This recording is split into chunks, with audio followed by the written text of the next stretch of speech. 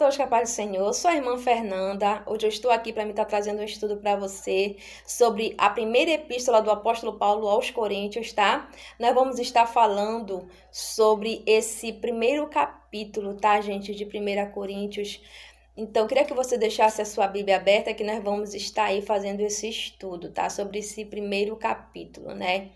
Então, o apóstolo Paulo, ele vai ter uma revelação do Senhor. E ele vai fazer a sua segunda viagem missionária. E no final dessa segunda viagem missionária, ele vai chegar na grande cidade de Corinto, aonde ele vai ali fundar essa igreja, né? O Espírito Santo ali, usando o apóstolo Paulo, vai fundar essa igreja para a honra e para a glória do nome do Senhor. 7 anos após, o apóstolo Paulo vai enviar essa primeira epístola, né? E ele vai iniciar essa epístola dizendo: Paulo, chamado apóstolo de Jesus Cristo. Então, Paulo já inicia logo assim: Paulo, chamado apóstolo de Jesus Cristo. Por quê? Porque com essa igreja que era problemática, ele teve, gente, muita dificuldade, né? Porque ali ele teve que defender o seu direito de apóstolo, tá? Ele teve que defender o seu direito de apostolado, porque aqueles irmãos, alguns irmãos ali não aceitavam. E ele vai iniciar logo dizendo: ei, eu sou um apóstolo sim, né? Paulo era um homem eloquente, né? Um homem de Deus, que sabia quem ele era no Senhor, ele sabia que ele era um apóstolo, né? Então as palavras dos outros não interessavam. Tanto é que essa igreja aí em Corinto, eles vão pedir para o apóstolo Paulo uma carta de recomendação. Olha só, gente, sendo que Paulo fundou a igreja, mas eles vão pedir para ele uma carta de recomendação. Então, por isso, ele já inicia a carta logo dizendo: Paulo, chamado apóstolo de Jesus Cristo. Aí ele vai continuar, né, dizendo assim mesmo: a igreja de Deus. De quem é a igreja? A igreja é de Deus. Mas estava onde? Lá em Corinto. Que ele vai dizer assim mesmo: a igreja de Deus que está em Corinto. Aos santificados, aos chamados para ser santos, glória a Deus, né? Aí muitos críticos pegam essa passagem aí de Paulo para dizer que há uma contradição. Como assim Paulo chama eles de santificado e depois diz que eles foram chamados para uma santificação? Eu quero te dizer que a santificação, ela é posicional e progressiva. Era isso que Paulo estava dizendo aí. Posicional quando ele diz santificado, porque quando a gente confessa Jesus, automaticamente a gente passa a ser santo, tá? É automaticamente, não é depois, não é amanhã, não é com 1 mês ou 2 meses, não. A palavra santo é a palavra separado. Então, quando a pessoa confessa Jesus, automaticamente ela é santo. Santo separado. Aí ele vai dizer: aos chamados a ser santificado.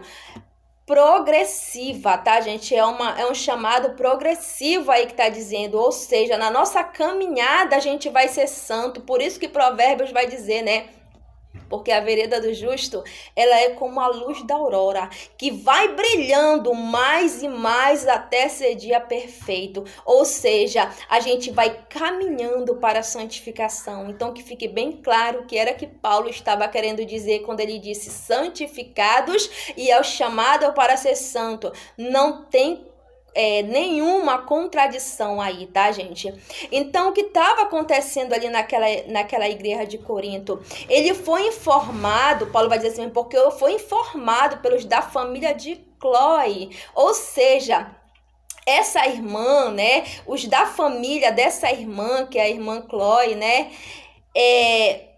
foi informado ao apóstolo Paulo que estava havendo divisão, facção dentro da igreja, gente. Havia ali pelo menos 4 facções ali dentro daquela igreja. Uns que diziam: eu sou de Paulo, eu sou de Apolo, eu sou de Cefas e eu sou de Cristo.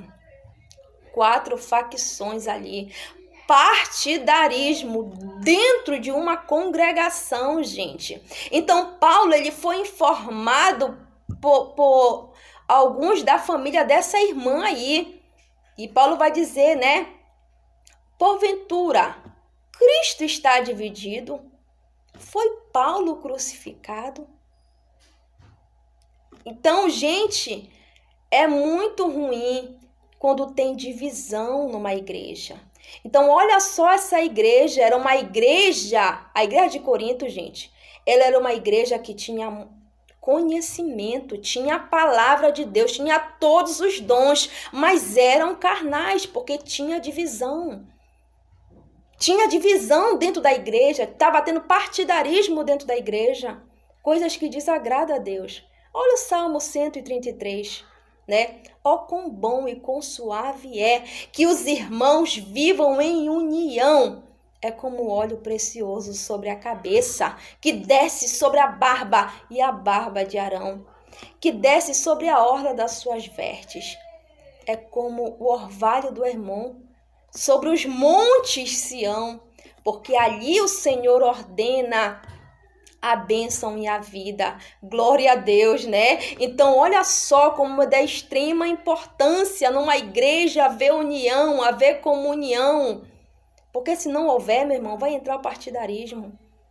Vai entrar facções, né? Como esses grupos aí. Ah, não, eu sou de Paulo. Eu sou de Apolo. Eu sou de Cefas. Eu sou de Cristo. Então, gente, é muito ruim pessoas fazendo isso dentro da igreja, causando união, causando divisão. Mas Paulo vai mostrar que tem que ter comunhão, que Cristo não está dividido, que Paulo não foi crucificado por ninguém, que ele não batizou ninguém, a não ser, se eu não me engano, foi Estéfanas e Gaio, uma coisa assim. Foi 2 pessoas, depois eu coloco aí no comentário, que ele batizou. E alguns da família de Estéfanas, né? Então, ele, aliás, foi bispo e Gaio, parece que uma coisa assim, gente, foi bispo e Gaio que ele batizou ali. E alguns da família de Estéfanas, ele não se lembra se ele batizou algum outro. Então, olha só, gente, então Paulo aqui não está menosprezando o batismo, mas ele está ali para colocar que o importante é Cristo, e Cristo não está dividido. Cristo não está dividido, a gente não pode dividir, gente.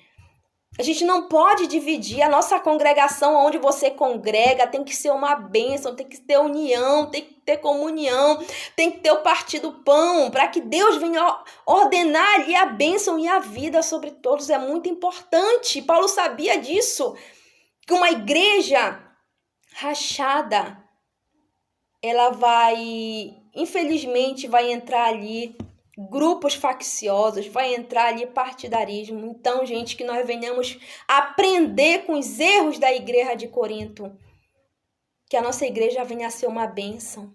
Aí Paulo vai falar também da sabedoria, né? A sabedoria de Deus, que é diferente da sabedoria deste mundo. A sabedoria de Deus, gente, ela é mais sábia do que os homens, né? Paulo vai dizer assim mesmo, porque a loucura de Deus é mais sábia do que os homens, e a fraqueza de Deus é mais forte do que os homens. Então, não foram muitos os que Deus chamou, não foram muitos os poderosos, né? Aquele que tem poder. Não foram muitos sábios desse mundo que tem conhecimento, que tem teologia, que tem sabedoria, que fizeram vários cursos, que estudaram nas melhores faculdades. Não, gente. São os pequeninos. Foi esses que Deus chamou, né? Aí Paulo vai dizer que não foram muitos. Olha só como era. Quem era que estava ali? Então, a igreja de Corinto tinha muitos ali que eram filósofos, né? Os pensadores que tinham conhecimento. Aí Paulo vai dizer, né, que a palavra de Deus que ele pregava não consistia em palavras de sabedoria humana, mas em demonstração no poder de Deus.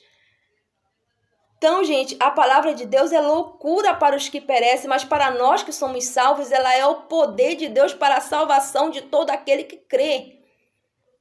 Então, Paulo, quando ele estava ali pregando, ele não pregou palavras, sabedorias humanas, não. Ele pregou o poder de Deus, em demonstração do poder de Deus. Porque ali, né, pregando a sabedoria de Deus entre o que e a sabedoria de Deus para os judeus, ela era escândalo, né? E para os gregos era loucura. Mas para nós que fomos salvos, meu irmão, ela é o poder de Deus. Todo aquele que crê em Cristo Jesus. Então a sabedoria de Deus ela é totalmente diferente da sabedoria deste mundo. A sabedoria desse mundo, ela vai oposta ao reino dos céus. Então que eu e você venhamos aprender que a sabedoria desse mundo é totalmente diferente, segundo a sabedoria de Deus. Que a gente venha aprender, gente, tá? Então, também sobre a Febe, né? Febe não, né, gente? Sobre a Chloe, né?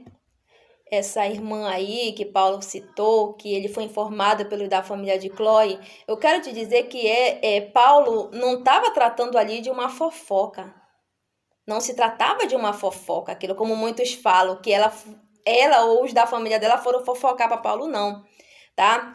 O assunto era tão sério que Paulo colocou tudo em pratos limpos. Olha, eu fui informado pelos da família de Chloe que há divisões de palavras, porque uns dizem eu sou de Paulo, de Apolo. Então, ou seja, gente, Paulo botou em pratos limpos. Olha, foi a irmã fulana de tal. Eu soube pela casa dela, deu nome. Não tem esse negócio, ai meu Deus, vazou áudios. Alguém me falou, eu soube disso, eu soube daquilo. Gente, negócio de fofoquinha. Não dá certo. Paulo botou logo tudo em pratos limpos. Tu não tem nome para te dar da pessoa? Tu não tem nada para te falar? Tu não tem provas? Fica calado. Fica calado. Não vai passar coisas que tu não sabe. Vazou áudio. Eu não vou falar quem foi que vazou. Pode ser... Meu irmão, então não passa. Que tem de áudios mentirosos, que tem de coisas mentirosas por aí. Então era essa, gente, a sabedoria que o apóstolo Paulo pregava. A sabedoria que era escândalo para os judeus, que era loucura para os gregos. Mas para mim, para você que cremos, ela é o poder de Deus, que é Jesus de Nazaré, tá, gente? Essa é a verdadeira sabedoria de Deus. Essa é a verdadeira sabedoria, gente, tá? De Deus. Que eu e você venhamos pregar Jesus Cristo de Nazaré, o Filho de Deus. Deixa falar de mim, de você, quem quiser, tá? Olha eu aqui pregando, gente. Quem é a irmã Fernanda? Uma irmã que não terminou o ensino fundamental, tá? E quando eu venho pregar aqui, eu não tô aqui pregando sabedoria humana, meu irmão. Eu tô aqui para me pregar o evangelho do reino dos céus, Jesus Cristo de Nazaré. Ele que tem que ser o centro da nossa vida, tá? Ele que tem que ser o centro das nossas pregações, das nossas ministrações. Quando eu confessei Jesus, eu tinha 18 anos de idade. Eu poderia muito bem voltar a estudar. E eu até fiz isso. Em português, eu não era muito boa, gente, tá? Não vou mentir. Matemática eu era muito boa, geografia, história, em todas as matérias, gente. Mas quando chegava em português... Mas não foi isso que fez eu parar. Não foi isso que fez eu parar. O que fez eu parar, gente, porque como eu já tinha 18 anos, eu não poderia estudar de manhã. Eles não quiseram me colocar de manhã. Eu bem que tentei, mas eles não quiseram. Então... Quando chegava, eu só poderia estudar à noite. Quando chegava à noite, gente, que eu ia para a escola, me dava uma tristeza. Eu queria tanto estar no culto. É tão bom estar na casa do Senhor, adorando o Senhor. E eu tomei a atitude de largar os estudos para estar com meus irmãos na congregação. E eu não me arrependo, gente, tá? Mas eu não tô falando isso aqui que é para você largar os seus estudos, não. Você tem que ir atrás dos seus sonhos, vá atrás dos seus sonhos. Se você tem vontade, tem um desejo de ser um doutor, vá fazer faculdade de direito. Se você quer ser um médico, vá fazer a medicina. Vai fazer a sua faculdade que você quiser, corra atrás do seu sonho, Deus vai te ajudar e tu vai conseguir. O meu sonho sempre foi ser uma serva de Deus, estar na igreja com meus irmãos. E Deus, Ele satisfez o desejo do meu coração. Hoje em dia eu amo a vida que eu tenho, é uma vida simples, mas é uma vida tão feliz com Jesus. Gente, Jesus é tudo para mim. É tudo. Eu tô tendo o privilégio de ver meus filhos estudarem, eu agradeço a Deus por isso. Deus é bom, Deus é misericordioso, né? Então, quando eu falo que eu larguei meus estudos, foi eu que larguei, tá, gente? Eu não quero que você largue os seus estudos. Continua, vá atrás dos seus sonhos, tá? Que o sonho que você tiver, o Senhor Jesus, ele vai satisfazer o desejo do teu coração, tá?